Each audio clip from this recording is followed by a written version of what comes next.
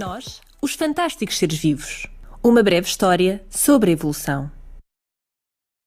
O nosso planeta é um local muito especial, com uma grande diversidade de seres vivos. Animais, plantas, fungos como os cogumelos, bactérias.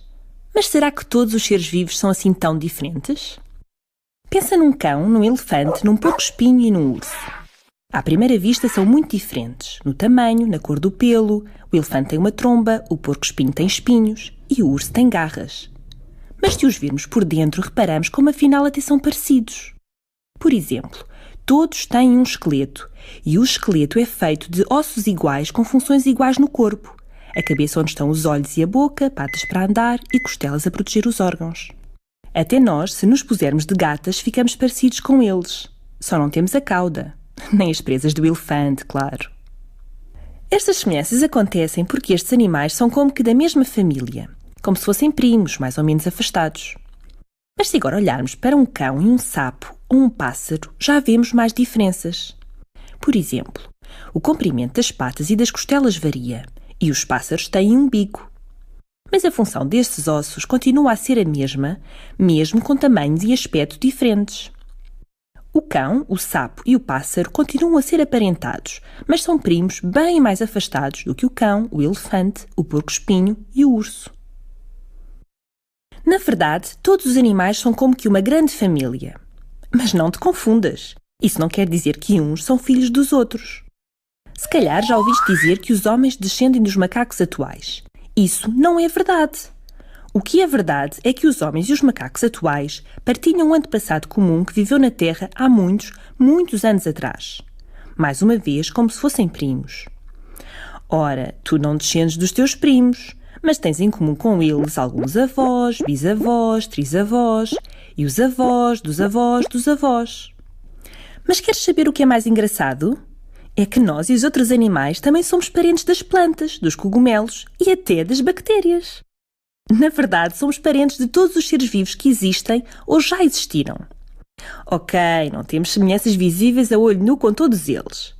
Mas por dentro, na maneira como funcionamos, os cientistas descobriram que temos muitas coisas parecidas. Repara bem, todos os seres vivos alimentam-se, respiram, reproduzem-se, nascem e morrem. Podemos pensar em todos os seres vivos como fazendo parte da grande árvore da vida. Imagina uma árvore. Uma pequena semente germina e, à medida que vai crescendo, vai formando novos ramos. Quando adulta, a árvore tem vários ramos, mas o tronco é um só. No caso da árvore da vida, o tronco é como um antepassado único, de onde saem ramos com diferentes seres vivos. As bactérias estão num ramo, as plantas, noutro, os fungos, como os cogumelos, noutro, e os animais, ainda noutro. E dentro de cada um destes ramos há mais ramos e por aí fora. Tal como acontece com uma árvore quando está a crescer, em que os ramos vão aparecendo em alturas diferentes, o mesmo se passa com os seres vivos. Primeiro surgiram uns, depois outros, depois outros. Tudo a partir de um antepassado único. Sabes que numa árvore há ramos que se vão partindo ou morrendo, por exemplo, quando são atingidos por um relâmpago ou uma doença. Também na árvore da vida há famílias inteiras de seres vivos que desaparecem por causas naturais. Foi o que aconteceu com os dinossauros e a muitas outras espécies de animais e plantas que deixaram de existir. Os seres vivos que estão no mesmo ramo da árvore da vida são parecidos. Por exemplo, nós, os nossos avós, os nossos bisavós, trisavós. Mas quando esse ramo se divide em dois, os seres em cada novo ramo são diferentes. Queres saber como isso acontece? Imagina um grupo de pássaros todos mais ou menos iguais que se alimentam de sementes.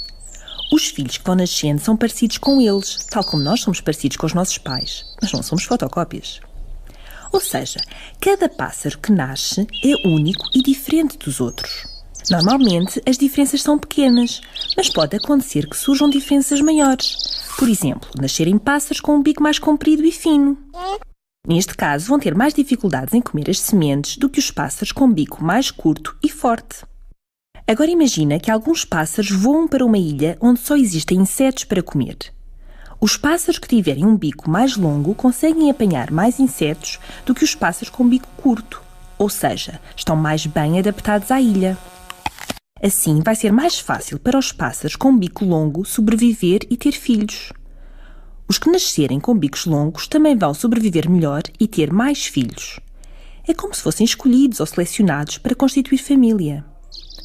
Ao fim de muitos anos, em muitos netos, bisnetos e trinetos, há mais indivíduos com o bico longo do que com o bico curto. Se juntarmos a estas alterações no tamanho do bico outras que possam surgir e serem transmitidas de pais para filhos, ao fim de muito tempo temos duas espécies de pássaros diferentes. Foi através deste processo, a que chamamos evolução, que apareceu a enorme variedade e diversidade de espécies de seres vivos que existem hoje ou já existiram. E por que é que não vemos espécies de animais novas a aparecer? Porque tudo isto leva tempo. Muito, muito tempo.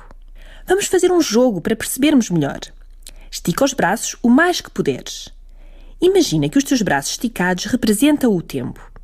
Na ponta dos dedos da mão esquerda surgiu o nosso planeta.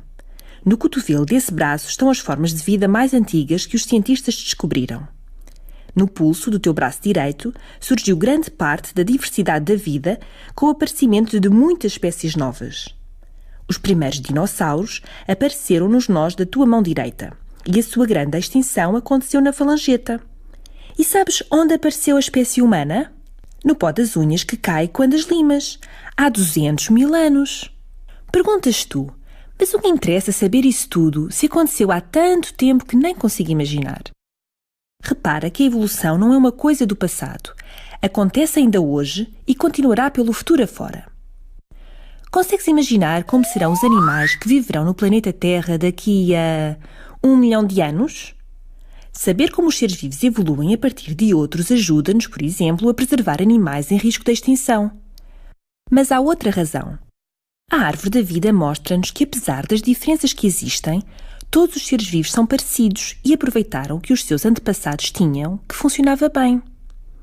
É por isso que muitas descobertas feitas noutros seres vivos, mesmo nos mais simples, são úteis para perceber melhor como nós, os humanos, funcionamos. Não te esqueças, todos diferentes, mas muito iguais.